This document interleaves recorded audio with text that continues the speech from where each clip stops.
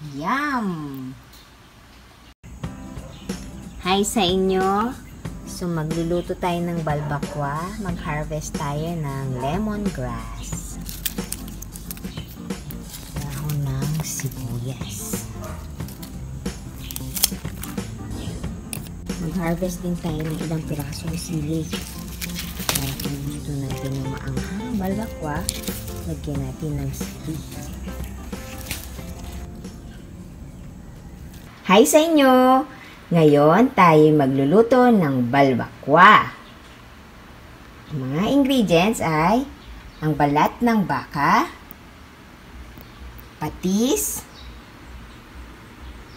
dahon ng sibuyas, tanglad, buto ng atsuete. Lusawin ito sa mainit na tubig upang makuha ang kulay nito. Bell pepper, bawang, sibuyas, luya. Maaari din tayong gumamit ng sili kung gusto niyo pong maanghang ang inyong balbakwa. Salt and pepper to taste. Umpisahan na natin ang pagluluto ng balbakwa. Gagamit tayo ng pressure cooker at tubig para palambutin ang balat ng baka. Matapos palambutin ang balat ng baka, maaari na itong hiwain or gupitin sa maliliit na cubes. Gupitin ang balat ng baka ng maliliit na cubes.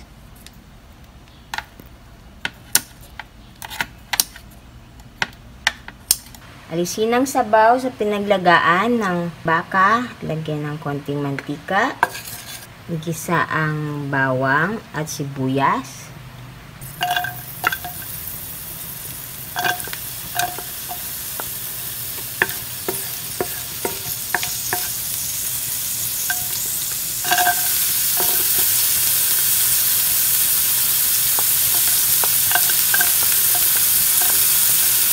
Pati ang luya.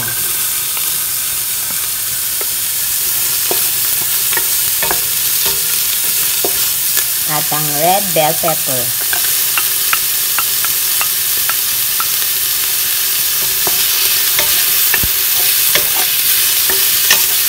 Pagkagisa ng mga panakot, ilagay na ang hiniwa-hiwa na balat ng baka.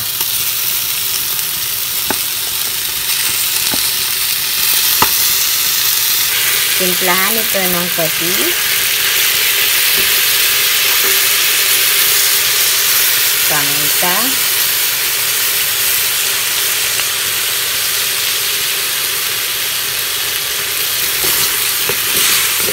haluin. Lagyan ito ng tubig.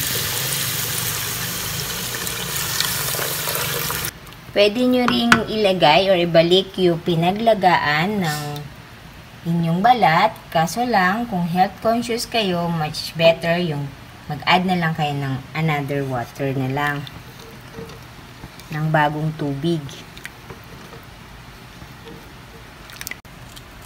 Tapos lagyan ng tanglad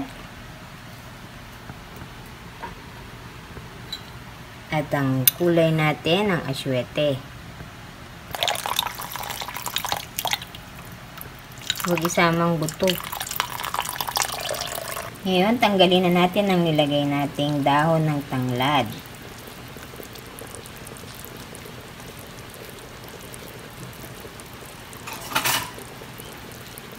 Pakuluan pa ng 10 minutes at ready na ang ating balbakwa.